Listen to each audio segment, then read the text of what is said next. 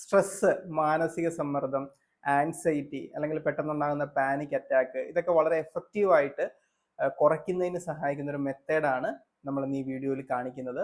അപ്പോൾ നിങ്ങൾക്ക് സ്ട്രെസ്സൊക്കെ ഉണ്ടെങ്കിൽ അത് ഡയബറ്റിക് വല്ലാണ്ട് കൂടുന്നതിനും BP ഒക്കെ കൂടുന്നതിനും കാരണമാകും. അപ്പോൾ ഇതെങ്ങനെയാണ് ചെയ്യുന്നതെന്ന് നോക്കാം. ഞാൻ ഡോക്ടർ ധീരജ്. ഡൈവിംഗ് റിഫ്ലക്സ് അല്ലെങ്കിൽ ഡൈവിംഗ് ഫിനോമിന എന്നാണ് ഇതിന് പറയുന്നത്. അപ്പോൾ ഇത് ചെയ്യുന്നതിന് നമ്മൾ ഇതുപോലൊരു ബൗളിൽ കുറച്ച് തണുത്ത വെള്ളം എടുക്കുക.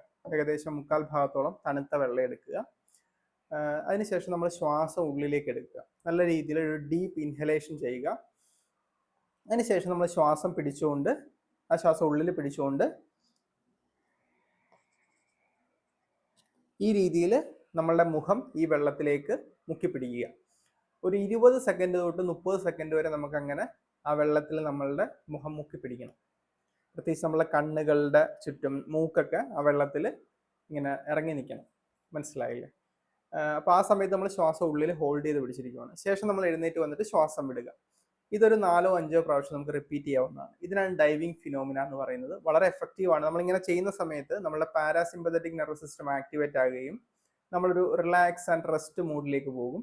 നമ്മളുടെ BP കുറയും, ഹാർട്ട് റേറ്റ് കുറയും, നല്ലൊരു റിലാക്സേഷൻ നമുക്ക് കിട്ടും. ഹൃദയ സംബന്ധമായ അസുഖങ്ങളുള്ളവർ ഡോക്ടറോടൊന്ന് കൺസൾട്ട് ചെയ്തിട്ട് ചെയ്യുന്നതാണ് ഏറ്റവും നല്ലത്. ഇനി നിങ്ങൾക്ക് ഇങ്ങനെ ഒരു ബൗളൊന്നും കിട്ടിയില്ലെങ്കിൽ നമ്മളുടെ കണ്ണിന് ചുറ്റും ഒന്ന് തണുത്ത വെള്ളം കൊണ്ട്, മൂക്കിന് ചുറ്റുമൊക്കെ തണുത്ത വെള്ളം കൊണ്ടൊന്ന് കഴുകി കൊടുക്കാം, തണുപ്പിച്ച് കൊടുക്കാം. ഇതും ചെയ്യാവുന്നതാണ്. വളരെ എഫക്റ്റീവ് ആയിട്ടുള്ളൊരു മെത്തേഡാണ്.